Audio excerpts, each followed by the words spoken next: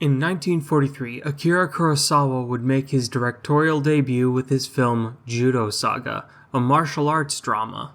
But it wouldn't be until 1954 where he would release a masterwork that would rock Japanese cinema and influence Western filmmaking forever. Seven Samurai, a historical drama about a village of desperate farmers who hire 7 ronin, masterless samurai, to protect the village from bandits who would return to steal their crops. It would go on to be the second highest grossing domestic film of '54 in Japan, and has since left a legacy of being critically acclaimed. It's a great film, even today. It can be a bit long, between 2 hours 40 minutes and 3.5 hours, depending on which cut of the film you watch, and it's my understanding that Kurosawa's cut of the film was 4.5 hours long with an intermission halfway through. In 1960, director John Sturges took the plot and adapted it to the Old West, presenting America with The Magnificent Seven. In 1970, director Gene Negulesco, Romanian name, did the same thing as Sturges but put the story in Iran, to present The Invincible Six. In 1980, director Jimmy Murakami did the same as well with Battle Beyond the Stars, which he's quoted as intending the film as Magnificent Seven in outer space. And that's just a few who directly said their work was because of the Seven Samurai. The cultural impact left by Kurosawa's film was called the Seven Samurai Formula, where a team of disparate characters are grouped to undertake a specific mission. You've seen this formula before.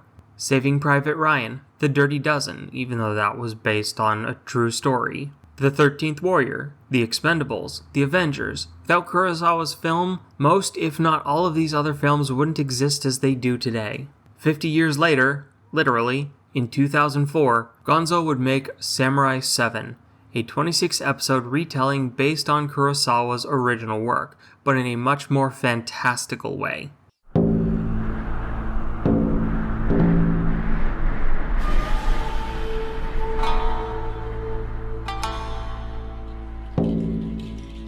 What looks like feudal Japan is disrupted by airships and mechs.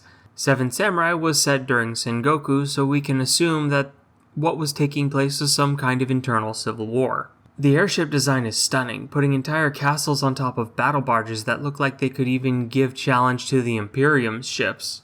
But amongst the mechs appears a pair of warriors who are not clad in iron. One of them is flying a fighter craft while the other is standing outside by sheer force of aura before leaping off and slicing one of the castle ships in two with a sword. This setup is insane. Finally, with some dialogue, we learn the pilot's name is Shichiroji. The other guy won't be introduced until later. The scene changes to peasants groveling as mechs haul away bales of rice.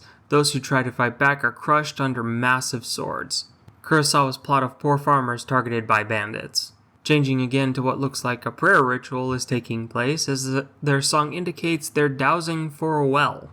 A bandit ship shows up for some plot building before a village meeting right before the harvest season. During this meeting, we learn the bandits are called Nobuseri, and a plan is crafted. They'll hire samurai to fight back. But someone must go to the city to find samurai willing to protect them. A man named Rikishi and the village priestess Kirara volunteer to go, as well as the child Komachi. The city looks like ruins of iron, a mix of post-cyberpunk apocalypse and steampunk resurgence. A thief targets Rikichi holding a bale of rice, and while most people don't seem to even care a little bit about the theft, one young man stops the thief. The young man helps them in collecting their spilled rice, and Rikichi wants to hire him, but Kirara says he's not the one, and prevents it. Kirara's dowsing crystal does react later where the same young man is, but there's one other that makes his entrance. He looks to be between 10 and 12 feet tall and clad in steel armor, and a familiar face is shown in the crowd.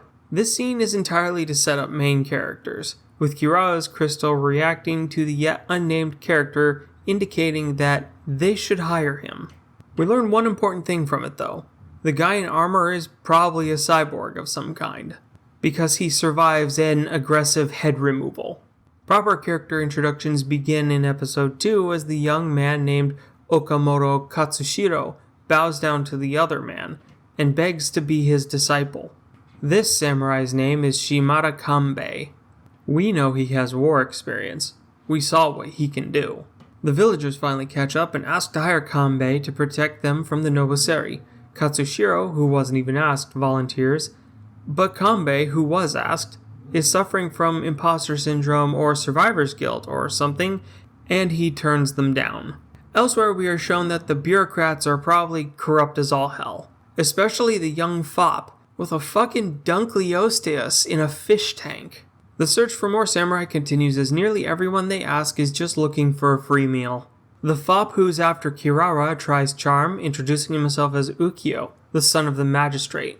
He lies to Kirara about knowing a samurai who will help before she's just outright kidnapped. Komachi and Rikichi run into the Iron Man, and Komachi asserts that he's absolutely a good guy and they should ask him. She turns out to be correct, and he readily accepts the request. His name is Kikucho. After Kirara goes missing, Katsushiro finds her dowsing crystal, and the group pieces together what might have happened. The two swordsmen are up for the risk of a fight, and the resulting chase sequence leads into Kanbei through a literal leap of faith. Kirara returns with Kanbei, while Katsushiro and Kikucho clean up. Ukyo has no intention to give up trying to take Kirara. Meanwhile, the other two seem to be stopped by a samurai-turned-street performer named Katayama Gorobe. He's a charming busker. He makes a wager with Katsushiro and pulls off an insane stunt before making a face that looks like he just nut his loins. Kanbei has reconsidered and is willing to aid the villagers in their fight.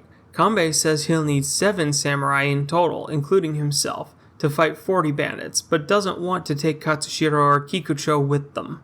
Kikucho's mechanic brings Gorobe to them, and he's easily on board. Another battle against merchant goons, Gorobe gets to show off his moves. Now there's 2 plot lines, the Noboseri and the city magistrate, along with some world building. That leads into Kanbei squaring off with Kyuzo, a samurai who lives to fight samurai. And as much of a battle junkie as Kyuzo is, he's still honorable. Continuing the search, Gorobe messes with Rikichi a bit, and then the group meets their next samurai. He's chopping wood at the mechanic's shack. His name is Hayashida Heihachi, and he's more of a mechanic than a warrior, but he's survived the war and has got some skills, so they're eager to recruit him. We also learn that Kikucho is actually 13 years old. A suspicious incident leads to a samurai hunt, and as the party leaves, they end up heading to the Pleasure District, where Shichiroji is properly introduced to the plot, because he and Kanbei are war buddies, so he's easily convinced to join the group as they leave for the village. Along the way, Kanbei recognizes Katsushiro as the 5th samurai, with some world building on why the Noboseri are stealing rice. A later battle against the bandits showing us how dangerous Kyuzo is as he turns on his employer and joins the group as the 6th samurai. They arrive at the village and begin to prepare for their war against the Noboseri, and after just a bit of treason by one of the villagers, Kikucho has a scene which expands his character far past the comic relief he had previously been, and Kanbei recognizes him as the 7th samurai. The war with the Noboseri is about to begin, and it's only episode 12. The setting is immaculate, with this stark contrast between the rural farming villages so completely devoid of the modern world that they practice rituals, while the city is what's left over after the war, with a look so ramshackle that you would only think it's a world trying to put itself back together after an apocalypse, with remnants of the past still lingering like the Noboseri and the City of Iron. And that's the thing, the world is believable even if it's futuristic and medieval in the same breath. The characters aren't just roles to play, they all think and act like people living in their world, complete with their own baggage that weighs them down. The story itself is about corruption. Just play the odds on the bandits won, that's all. Because farmers are corrupt, and bandits are corrupt, and samurai are corrupt. Why would anyone risk their lives for anyone? The magistrate pays the bandits to raid farms for rice so they can trade for batteries that only the Shikimori Bito can produce, with an emphasis on the end of Sengoku as the military dictatorships of the shoguns, who were chief employers of the samurai, gave way to the return of imperial rule under Tokugawa and the standardization of the imperial military. Some evils like Ukyo even pay for the pretty women the bandits also take. From the perspective of the farmers, it's a pretty bleak and grim life, but keeps emphasis on self-determination. They try to keep up morale and order as the war for Kana plays out, despite how cowardly the farmers actually are. and the samurai, the anti-heroes of the story. Kanbei is a weary war veteran carrying burdens he hasn't been able to shed for longer than anyone other than Shichiroji would know. He's fallible as he is battle-wise.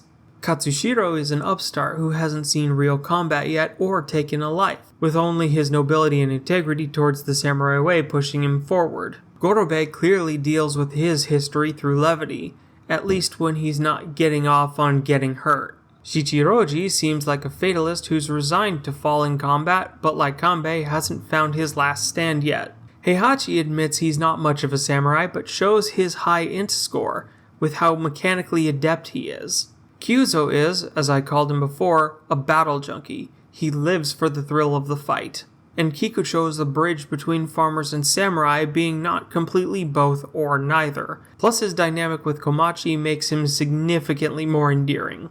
Every one of them has a different kind of charm to them, to really emphasize the ragtag nature of the group, and how they reveal their characters to us as slow and methodical across the story, especially Kikucho, who might be an unreliable narrator to his own story.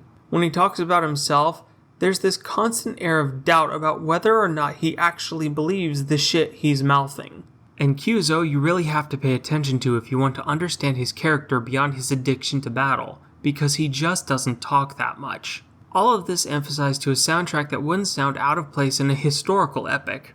I really can't emphasize enough how well put together this series is, from the art direction to the story to the voice work and audio, with only one or two minor things that stand out, like Okara's English dubbing making her sound like an adult when she's supposed to be the same age as Komachi. Speaking of dubbing, this series got wide distribution with dubs.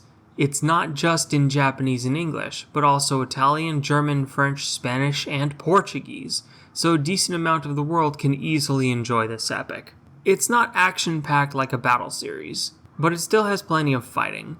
It's got all of the absurdity of anime and Japanese action films at the same time. Seriously, highly skilled swordsmen defeating, destroying, and cutting to pieces mechs. And even the 3D CG of the time has been perfected to its absolute maximum. Samurai 7 is a masterwork inspired by a masterwork. It's a complete story and it's as close to flawless as I've ever seen an anime get. It's immaculate for a 2004 production. When you talk to weebs of my generation, millennials, and ask them what their top 3 favorite anime are, you'll probably get some universal answers. Cowboy Bebop, Evangelion, Serial Experiments Lain, to name a few. Even I have to admit that Cowboy Bebop deserves to be top of its class. It's fantastic, but it's just not perfect. Samurai 7 is near perfect. It's a solid 10 out of 10 series, and I place it next to Princess Mononoke and Hellsing Ultimate as some of the greatest works to ever leave Japan. If any series are worthy of your time and attention, it would be those 3. I am the NBT. This has been the Noble Weeaboo, and I cannot recommend Samurai 7 enough, even more so if you're having a watch party. Thank you for watching.